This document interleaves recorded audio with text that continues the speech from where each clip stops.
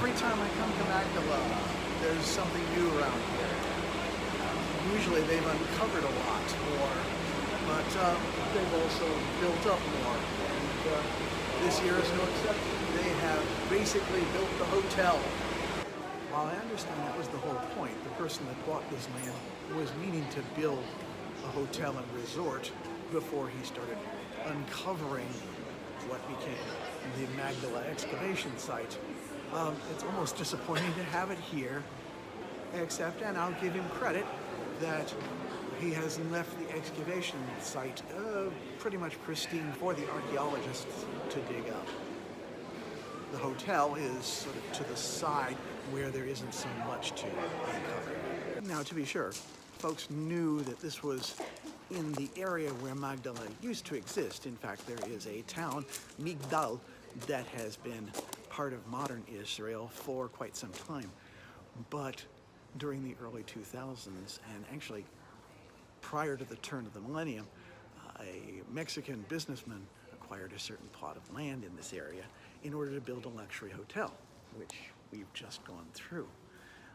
But the first day of excavation, in order to set the foundation for the hotel, they ran across this, or rather, this is a replica, but they ran across a stone that looked like this, with carvings on it, including the wheel, the columns of the temple, and the image of the menorah, and an odd design on top that they've not yet ascertained what it might be.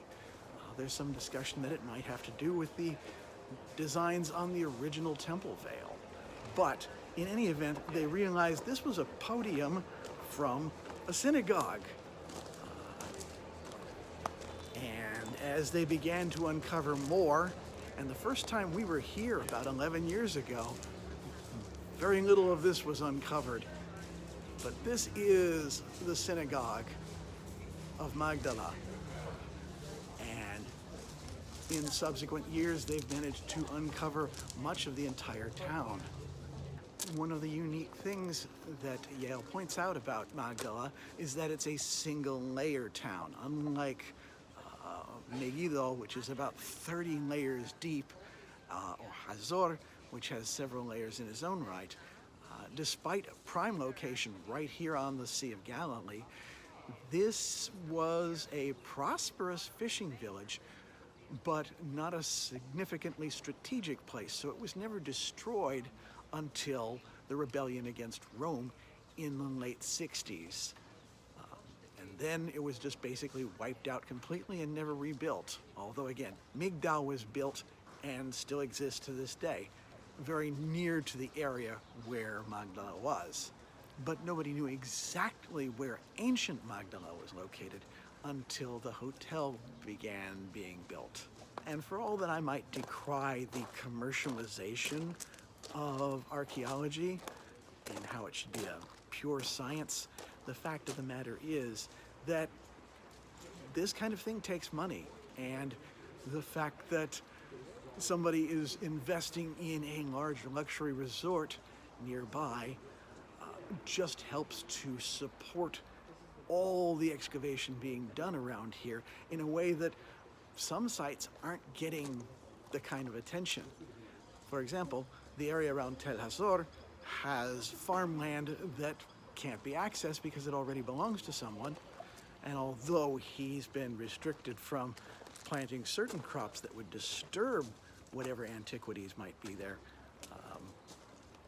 they aren't able to dig up so much because the government antiquities department doesn't have the same kind of money as a deep-pocketed real estate tycoon does.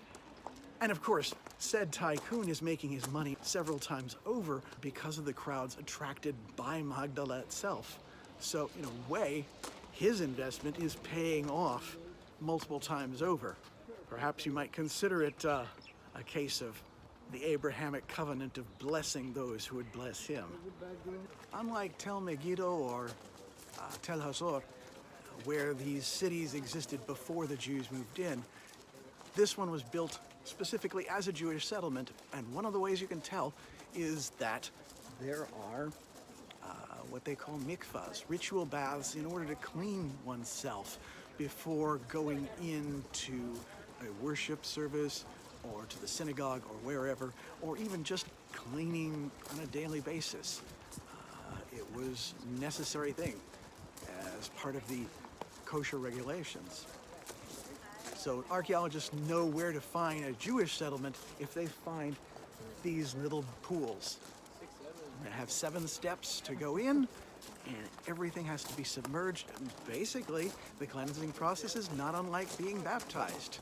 This rather connects to our last stop, in fact, because there are some places where you need to be cleaned off, and there isn't a mikvah or even a town to wash off in, but clean water, like the Sea of Galilee, or running water, like the Jordan River, were perfectly acceptable, which is why that's where John did his work baptizing, although his was as much out of repentance and a message towards that end than simply the whole idea of cleansing and being kosher.